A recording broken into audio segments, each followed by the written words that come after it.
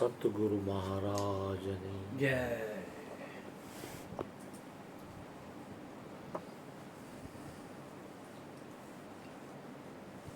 રામાયણનો પ્રસંગ આ જોયો મેં ટીવીમાં.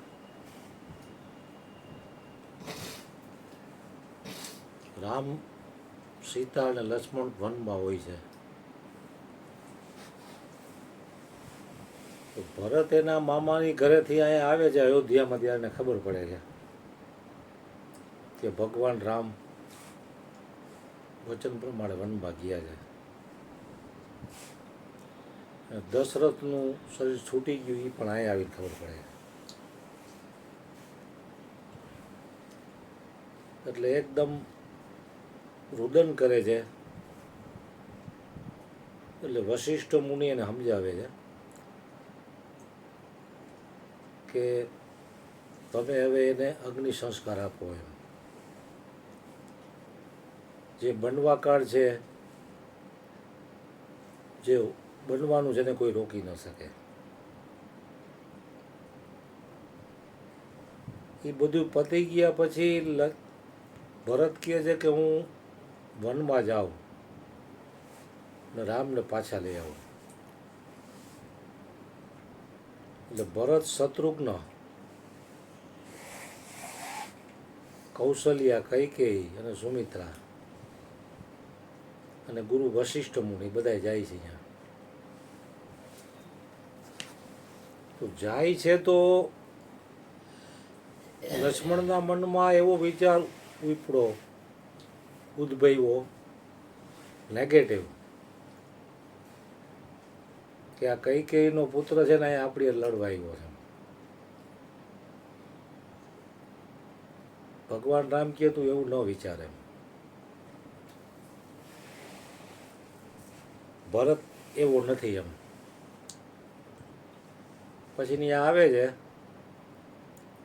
તો ભરતને દૂરથી ખબર પડે છે, એનો ઓલો સેવક જે હોય છે ને નાવિક, એ કે ભગવાન રામ ખળની પથારી ઉપર હોય છે વનમાં. તો ભરતને એમ થયું કે હું રાજમહેલમાં રહું છું, તો એને પગમાંથી મોજડીને બધું કાઢી નાખ્યું, મુગટ બુગટ ઉતારી નાખ્યા અને ઉઘાડા પગે ચાલવાનું ચાલુ કર્યું. પછી મૈડા અહીંયા બધાય, અને પછી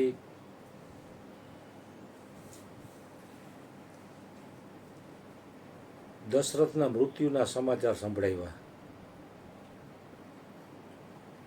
એટલે ઘણું દુઃખ થયું બધાને.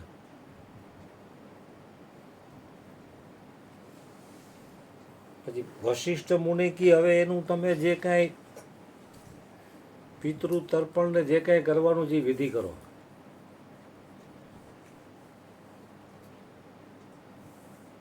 જ્ઞાની પુરુષ કોઈનો શોક કરતા નથી. શોક કરીને કોઈ ફાયદો નથી.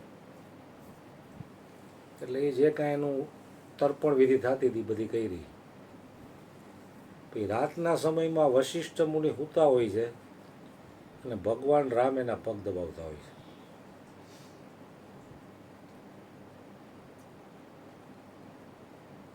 એટલે વશિષ્ઠ મુનિ કહે છે કે યશ અપયશ, લાભ હાનિ અને જન્મ મૃત્યુ આ વિધિના હાથ છે. એને કોઈ રોકી ન શકે. જે પ્રમાણે બનવાનું છે એ પ્રમાણે બને. તો ભગવાન રામ કે અપયશ, યશ અપયશ, લાભ હાનિ અને જન્મ મૃત્યુ વિધિના હાથમાં છે. તો આપણા હાથમાં શું છે?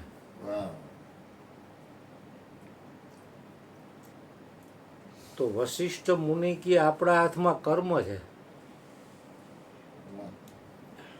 કોઈ પણ મનુષ્ય અત્યારે જે કર્મ કરે છે ને એ એનું ભવિષ્યનું નિર્માણ કરી રહ્યો છે.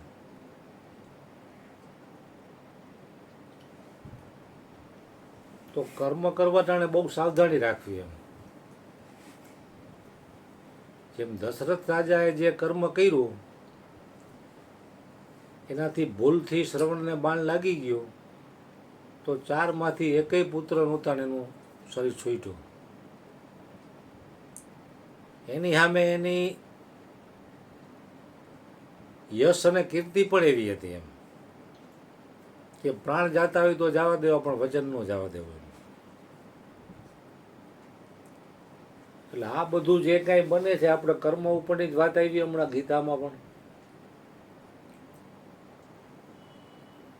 કારણ કે ગમે એવું તમે સારું કરવાની કોશિશ કરશો તો તમને અપયશ મળવું હોય છે તો અપયશ જ મળશે.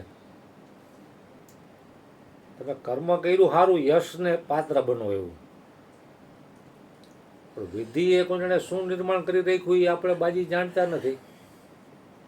તમને અપયશ મળે એટલે લાભ માટે ગમે એવું કામ કર્યું હોય તો નુકસાન થાય.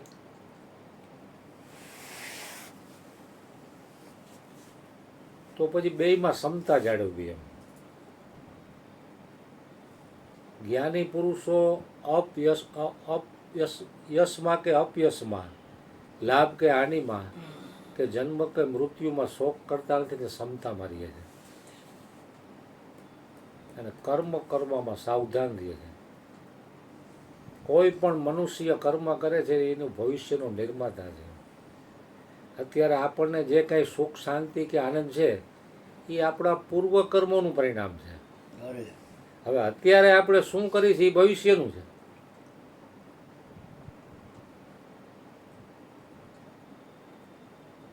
એટલે આપણને તો જો કે ગુરુએ જ્ઞાન આપી દીધું છે કે હવે આપણે જન્મ મરણ નથી.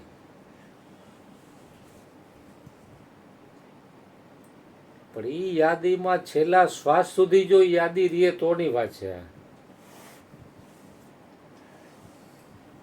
પછી જો છેલ્લા સમયે તમને ક્યાંય આસક્તિ થાય ને તમારું મન ત્યાં જાય તો જન્મ પાછો ઊભો થાય. જેવી રીતે ઉપદેશ લઈ જાય છે વ્યક્તિ, તો સત્સંગમાં તો વ્યક્તિ આવી નથી શકતો, તો એને કાયમ માટે પોતાની યાદી કેવી રીતે રહેશે?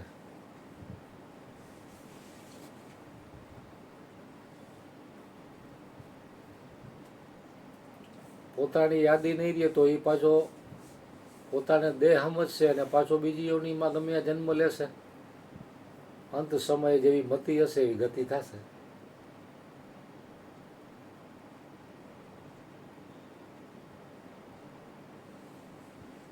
એટલે કર્મ કાંઈ ન કરવું એના કરતાં શ્રેષ્ઠ કર્મો કરવા અને કર્મના ફળનો ત્યાગ કરવો એ ઊંચી બાબત છે. કર્મ તો થઈ જ રહ્યું છે.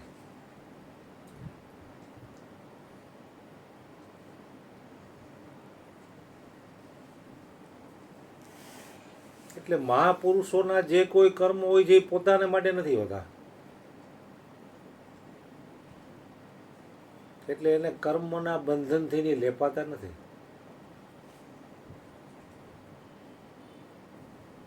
અને જેને આ જ્ઞાન નથી, અજ્ઞાની છે, એ લોકો જે કાંઈ કર્મો કરે છે એ પોતાના ફાયદા માટે કરે છે. એટલે એને કર્મ બંધન લાગુ પડે.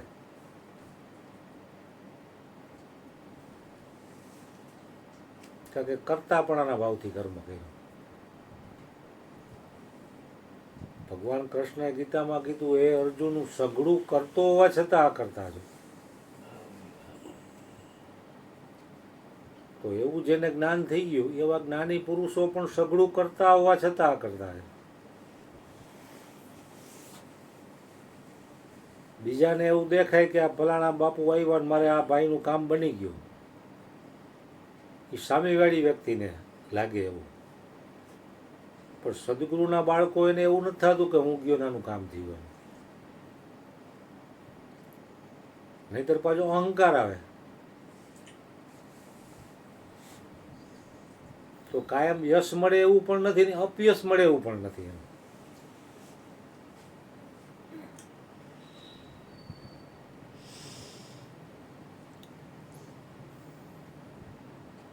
કારણ કે કૃષ્ણએ પણ જીવનના છેલ્લા શ્વાસ સુધી કર્મ કર્યું, છતાં એને કર્મ ક્યાંય બાંધી ન શક્યું.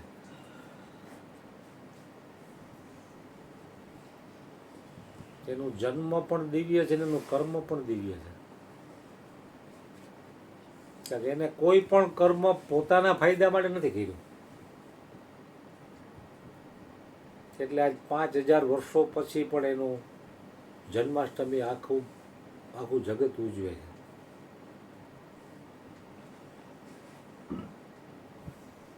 તો એમાંથી આપણે બધા એ બોધપાઠ લેવાનો છે કે કૃષ્ણ જેવું જીવન આપણું કઈ રીતે બને. કર્મ તો આપણે કરી છે ને એ કરે છે.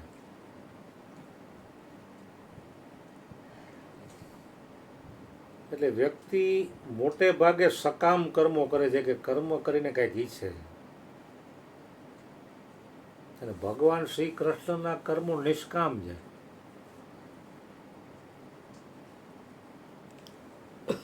અટાણે પણ કોઈ પણ વ્યક્તિ જેટલો નિષ્કામ કર્મ કરશે એટલો એ મહાન બનતો જશે.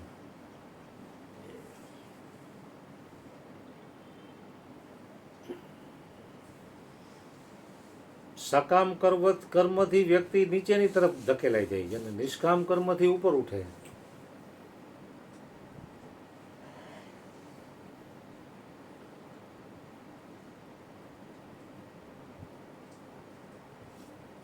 જેવી રીતે હનુમાનજી મહારાજ સંપૂર્ણપણે રામની શરણાગતિમાં હતા, અનન્ય ભક્ત એના. રામ કાજ બીનું મોહે કહા વિશ્રામ. તો રામની આજ્ઞાથી લંકામાં ગયા અને સીતાજીને સંદેશો આપ્યો તો એના માણસો પકડીને લંકા નગરીમાં લઈ ગયા એને. તો બધાએ ગયા એને દંડ દેવો જોઈએ. તો એનું પૂંછડું હરગાવ્યું. તો પૂંછડું હરગાવ્યું તો એની આખી લંકામાં ફર્યા ને આખી લંકા બાળીને ભસ્મીભૂત કરી નાખી. તો એનું પાપ હનુમાનજીને ન લાગે, કારણ કે એ રામની આજ્ઞાથી ગયા હતા અને એનો કોઈ ફાયદા માટે નથી ગયા. એટલે એને એ કર્મ કાંઈ બંધનરૂપ ન થાય. હવે આપણે પણ આ સંસારમાં આવ્યા છીએ 60-65 વર્ષ થઈ ગયા. તો આપણે કઈ એવા પૂર્વ કર્મોને આધીન જ આવ્યા હોય એકબીજાનો હિસાબ પૂરો કરવા?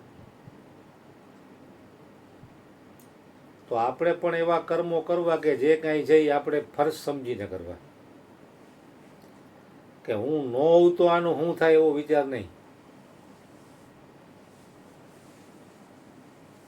એક ફરજ છે આપણી. એમ જેમ નાટક કંપનીમાં બધા માણસો કામ કરતા હોય, બાયું ને ભાયું, તો જે વ્યક્તિ જે પાત્ર ભજવતો ઈમાનદારીપૂર્વક ભજવે. રાજા ભરતરી બને ઓલો માધીઓ, તો એ સ્ટેજ ઉપર કોઈ એમ ન ગયા માધીઓ છે, એમ રાજા ભરતરી જ લાગે. પછી સ્ટેજ ઉપરથી ઉતરે ત્યારે તો એ હોય જ હોય એમ. એટલે આપણે આ એક જાતનો સ્ટેજ ઉપર જઈવા છીએ એમ.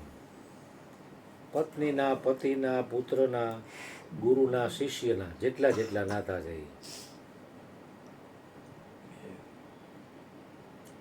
તો જે કાંઈ આપણને ફરજ આવી છે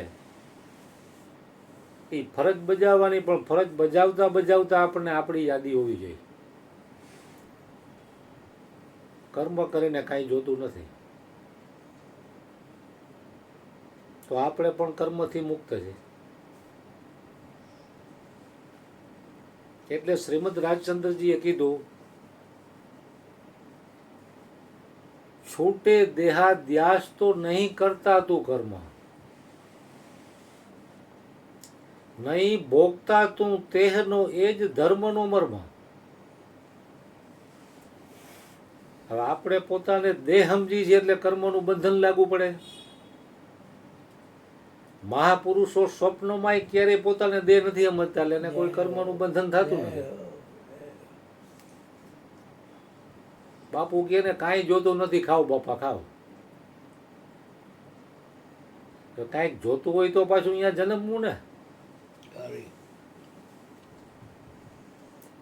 છૂટે દેહાધ્યાસ તો નહીં કરતા તું કર્મ,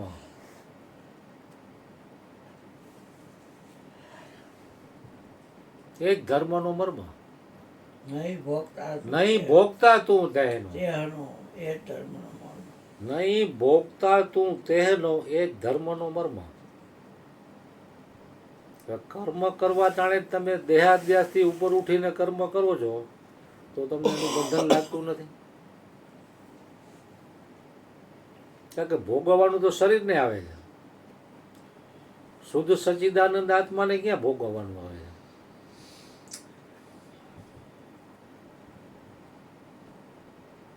તો શરીરના ભોગતા નથી તો આપણે એના ભોગતા નથી એમ, જે કાંઈ કર્મ કરી છે એના. અને એ જ ધર્મનું મર્મ છે.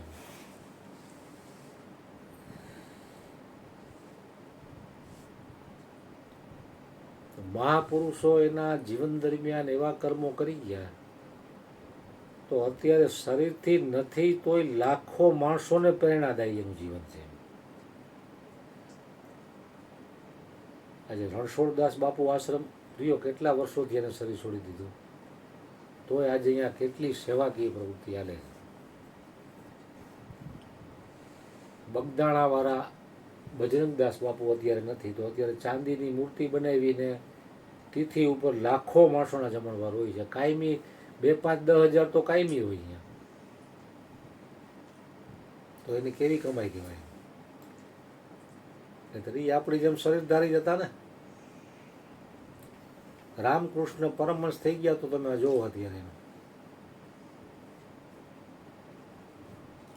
એની પાછળ કેટલા બધા સંતો તૈયાર થયા અને આજે પણ એનો આશ્રમ આખા ભારતભરમાં ઘણી જગ્યાએ બેંગલુરુ મઠમાં એનો બહુ મોટો આશ્રમ છે.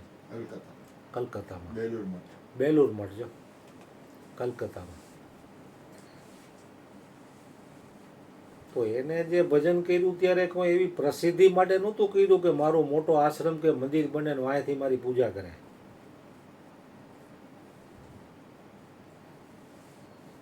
કારણ કે પૂજા કરવાની ઈચ્છાથી તમે કરો તો એ સકામ કર્મ થઈ ગયું, નિષ્કામ ન થયું.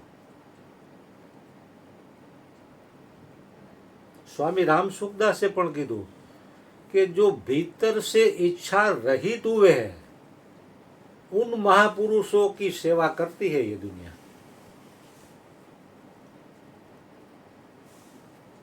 બહારથી કોક કાંઈક દે એટલે નથી જોતું, રહેવા દો ને, પણ અંદરથી ઈચ્છા હોય કે હોની નોટ મૂકે તો સારું. તો ભીતરથી ત્યાગાણું નથી. जो वास्तव में भीतर से इच्छा रहित हुए हैं उन महापुरुषों की सेवा करती है ये दुनिया. કારણ કે નિષ્કામ પુરુષની સેવા કરવાથી તમારામાં પણ એના સદગુણ આવે, તમે પણ નિષ્કામ બનો. સકામ વ્યક્તિની તમે સેવા કરશો તો તમે સકામ જ બનશો. એટલે ગંગા સતીએ કીધું કે સેવા કરવી તો છેલ્લા જન્મવાળાની કરવી.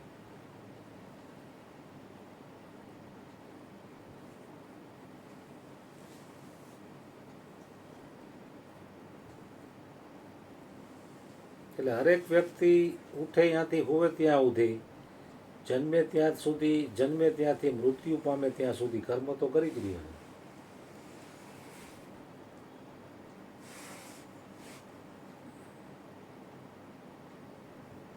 कार्य करते समय उत्साह, दृढ़ता और दूसरों के हित की भावना हो तो तुम्हारा कार्य महापूजा बन जाएगा.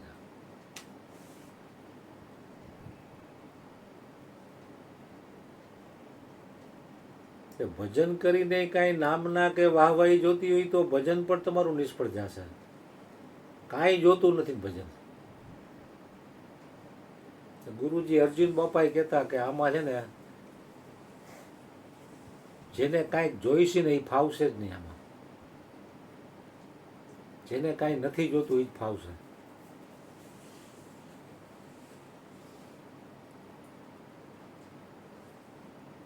કારણ કે કાંઈ નથી જોતું એને બધું મળી જાય છે, અને બધું જોઈ છે એને કાંઈ મળતું નથી.